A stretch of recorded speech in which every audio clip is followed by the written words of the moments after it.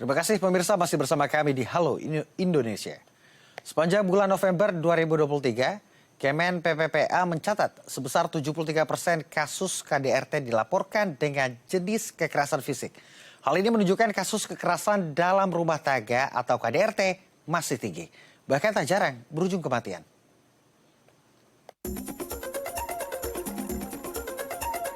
Sepanjang tahun 2023, Kementerian Pemberdayaan Perempuan dan Perlindungan Anak atau Kemen PPPA menerima pengaduan mengenai kekerasan dalam rumah tangga atau KDRT. Jumlah kasusnya mencapai 73% dengan jenis kekerasan fisik. Sedangkan pada kategori kekerasan terhadap anak, jumlah kasusnya mencapai 60% dengan kategori kekerasan seksual. Kekerasan di lingkungan rumah tangga lebih banyak disebabkan karena faktor ekonomi. Adanya laporan masalah KDRT bisa menjadi indikator kepedulian masyarakat yang mulai berani melapor. Selain itu, pantangan terbesar dalam pencegahan dan penanganan KDRT adalah masih tingginya stigma. Kita akan membahasnya lebih lanjut dengan Eni Widianti, Asisten Deputi Perlindungan Hak Perempuan Kemen PPPA. Halo Ibu Eni, apa kabar?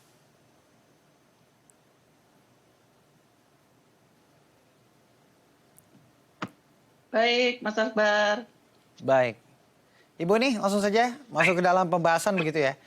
Bicara soal data Kemen PPPA yang menyebut bahwasannya kekerasan KDRT ini masih dalam kategorisasi yang tinggi begitu. Lalu mengapa hal ini masih terjadi?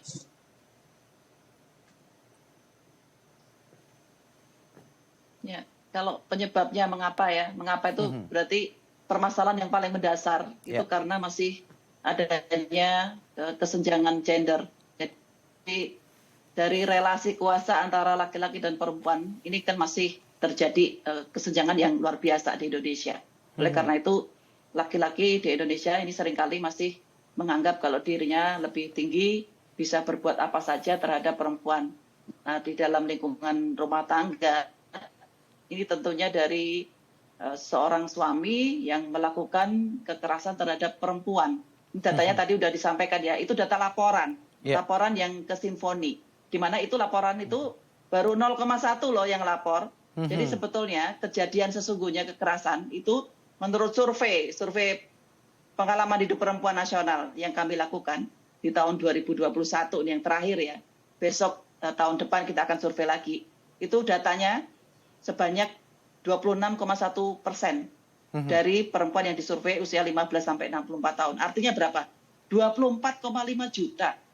Nah, sementara yang di Simfoni itu baru lapor kisaran hanya 11 ribuan yang baru lapor ya. Jadi ini yang kemudian tadi sudah saya mendengar bahwa masyarakat sudah berani melapor, berani bicara, dare to speak up, itu yang kami harapkan ya. Supaya korban-korban ini dapat terdeteksi dengan cepat. Jadi tidak menunggu sampai dia kemudian meninggal, ya seperti kejadian yang di Bekasi yang sebelumnya. Kemudian ini ada korban-korban, ternyata anaknya juga menjadi korban, itu bisa mendapatkan pertolongan. Itu yang kami harapkan. Mengapa dare to speak up itu sangat penting sekali di kasus KDRT. Baik. Data nasional tadi saya mencatat 24 juta ya Bu ya. Ini luar biasa angka kasusnya. Apa yang menyebabkan hal ini? Selain faktor kesetaraan gender begitu. Apakah ada faktor lain seperti hal-hal mungkin hal-hal sosiologis yang memang menjadi budaya kita di Indonesia? Iya, tentu saja. Ini kan budaya sosial ya, yang menganggap perempuan lebih rendah, jadi nomor 2. Seperti itu. Nah, kemudian sebetulnya tidak hanya dari sisi laki-laki aja, dari perempuan juga. Karena dari kecil dia sudah diberikan informasi, didoktrin gitu ya oleh lingkungan, oleh keluarga. Bahwa ya memang perempuan memang nomor 2 gitu. Dia tidak harus patuh sama suaminya, mau kekerasan terjadi juga itu harus dianggap sebagai sesuatu yang normal, yang biasa gitu. Itu yang menjadi penyebab dari masih terjadinya KDRT ini. Artinya juga perlu mengkampanyekan hal ini menjadi kampanye yang masif begitu sehingga banyak perempuan yang juga sadar akan haknya begitu Bu ya. Lalu apa yang dilakukan Kemen PPA untuk menekan angka tingginya kekerasan?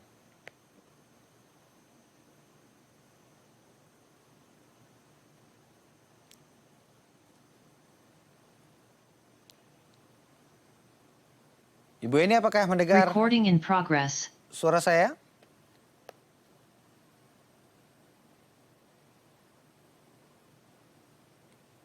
Iya, suaranya menghilang. Tapi sekarang sudah timbul lagi. Baik. Ya, mungkin karena jaringan tidak stabil ya. Baik. Baik. Oke, saya ulang Yang Bu Eni. dilakukan Kementerian PPPA ya, tadi yang tanyakan ya. Oke, Hmm. silakan Ibu Eni dilanjutkan. Ya, tentunya sebagai kementerian yang mengampu pemberdayaan perempuan dan perlindungan anak ya, dan khususnya dalam perlindungan hak perempuan, itu tentunya kami menyusun kebijakan-kebijakan bagaimana melindungi perempuan. Nah, kebijakannya yang paling relevan nih dengan topik kita adalah Undang-Undang Penghapusan KDRT. Ya. Ya, Undang-Undang Nomor 23 tahun 2004 itu sudah ada 19 tahun yang lalu. Jadi tahun ini itu sudah berumur 19 tahun, hampir 2 dekade undang-undang ini ada. Nah, kemudian tentunya bagaimana kita mengimplementasikannya.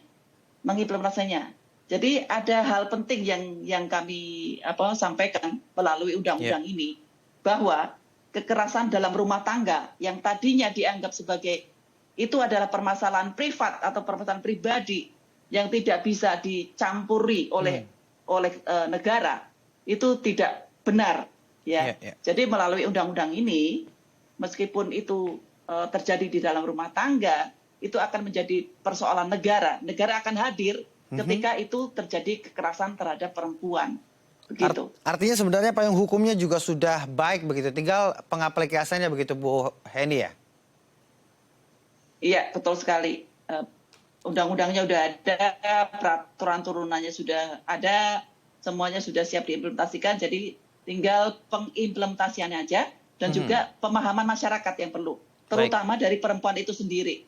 Jadi data menunjukkan tadi ya, bahwa yang melapor, yang berani melapor hanya 0,1%. Iya. Nah, mengapa kita mendorong perempuan untuk melapor? Supaya ada dua hal nih, supaya dia mendapatkan perlindungan.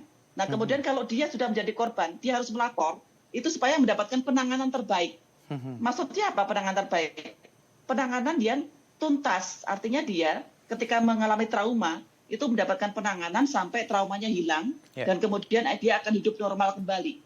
Dia kalau tidak mendapatkan penanganan yang secara profesional, dia akan mengalami trauma sepanjang hidupnya. Dan untuk pelaku, yang kedua untuk pelaku ya, supaya pelaku mendapatkan efek jerah, dan dia akan menghentikan perbuatannya. Karena apa? Ketika si korban tidak berani melapor, pelaku ini sebetulnya data ya, akan mengulangi lagi perbuatannya, dan ini akan berulang lagi. Dan tingkat kekerasannya ternyata menurut data lagi ini meningkat. Jadi yang tadinya skalanya sampai kemudian sebagai puncaknya ini bisa sampai korbannya meninggal. Itu data menunjukkan seperti itu. Baik. Ibu ini tadi menyebutkan angka pelapor dengan angka hasil penelitian nasional ini datanya sungguh jauh berbeda begitu. Lalu mengapa para korban ini tetap bertahan tidak ingin melapor jika menjadi korban kekerasan dalam rumah tangga? Tapi jangan dijawab terlebih dahulu, Ibu Eni, karena kita akan break terlebih dahulu, dan juga pemirsa jangan kemana-mana. Tetap di Halo Indonesia.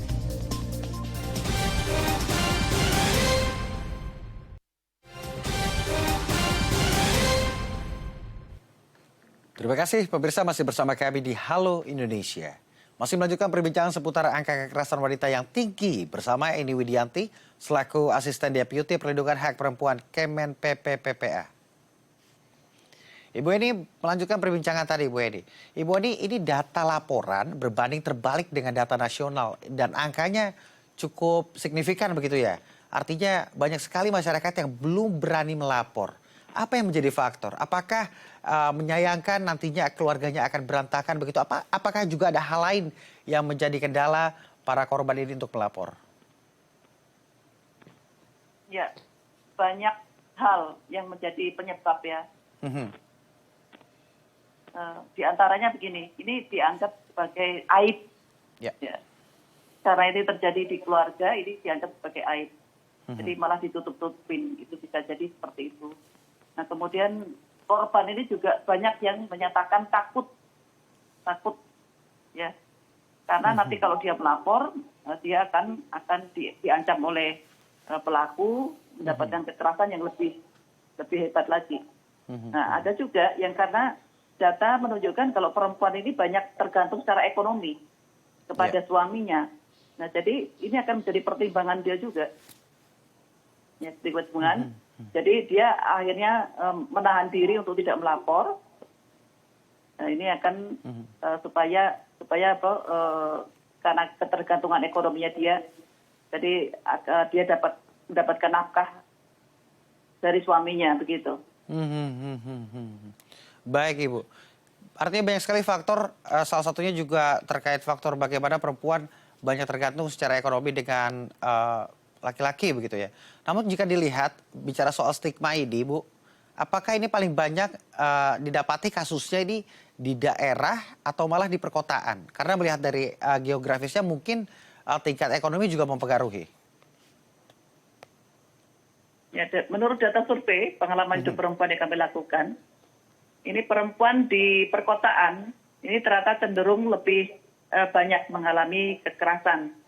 Nah, sementara kalau di pedesaan atau ya itu lebih kecil ya angkanya.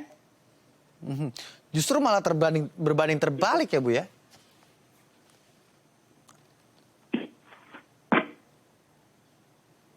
Ibu Eni, apakah mendengar suara saya?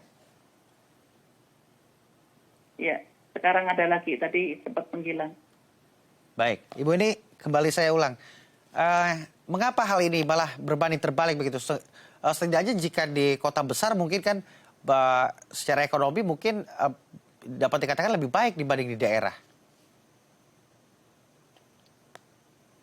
Ya, ini kemungkinan ya karena di kota besar itu tekanan sebetulnya gini, secara ekonomi relatif lebih baik ya, tetapi tekanan sosial ya, kemudian banyak tuntutan kehidupan di perkotaan ini kan lebih berat dibandingkan dengan di pedesaan. Nah, itu yang kemudian menjadi penyebab terjadinya kekerasan dalam rumah tangga. Lalu itu yang menjadi faktor penting. Ibu Eni, apakah juga Kemen PPA menyediakan instrumen begitu bagaimana masyarakat juga dapat melapor baik korban maupun saksi yang melihat secara langsung?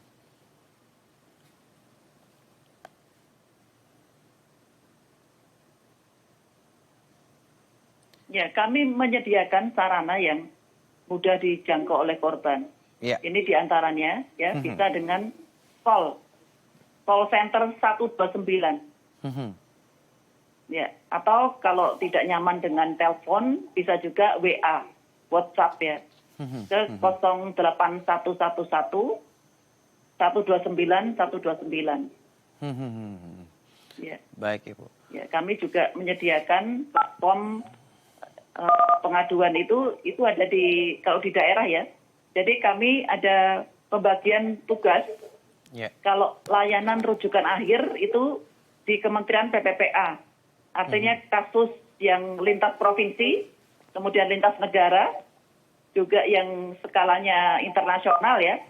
Dan itu misalnya menyangkut pelaku adalah seorang tokoh masyarakat itu ditangani oleh Kementerian PPPA. Ya. Tetapi kalau itu ada di daerah maka ditangani oleh unit PPA, UPTD PPA. Ya. Baik Ibu Eni, apakah yang bisa melapor hanya korban atau kita sebagai saksi juga ketika melihat adanya kekerasan juga kita dapat melakukan pelaporan tersebut?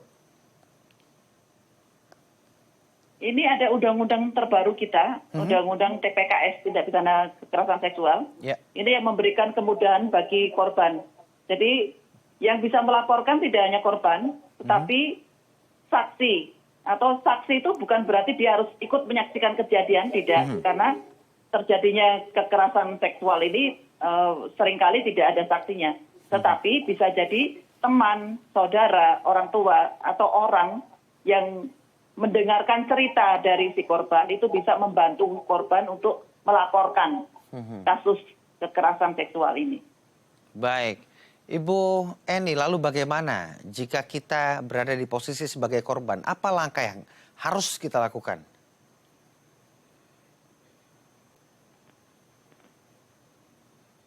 Yang pertama harus menguatkan diri untuk melapor.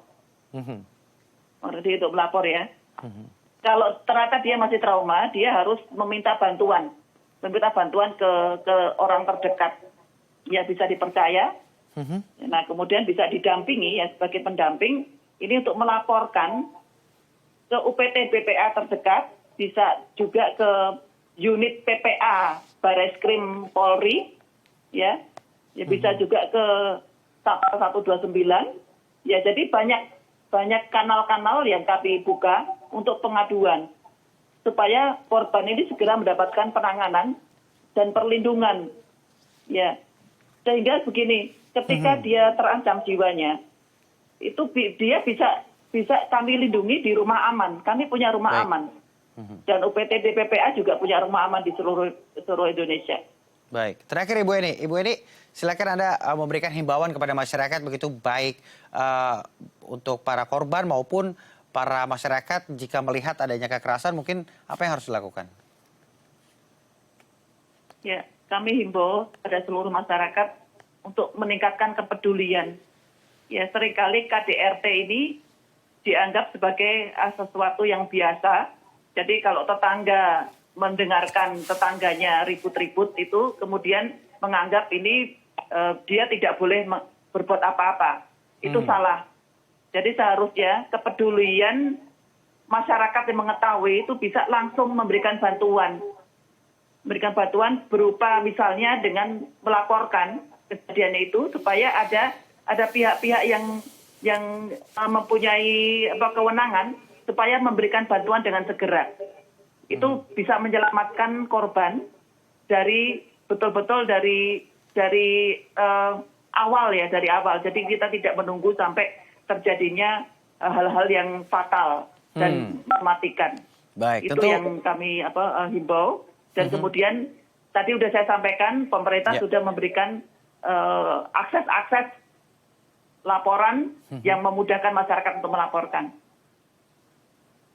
Baik, tentu kita semua berharap angka kasus KDRT di Indonesia menurun begitu ya. Terima kasih Ibu telah berbagi bersama kami. Semoga pandangan ini dapat membuka wawasan masyarakat sehingga juga dapat membantu menekan angka kekerasan yang ada di Indonesia. Terima kasih Ibu Eni telah bergabung bersama kami. Selamat beraktivitas. Terima kasih. Pemirsa sajadah, saya akan mengajak Anda melihat wadah kreatif di Medan, Sumatera Utara. Jangan kemana-mana, tetap di Halo Indonesia.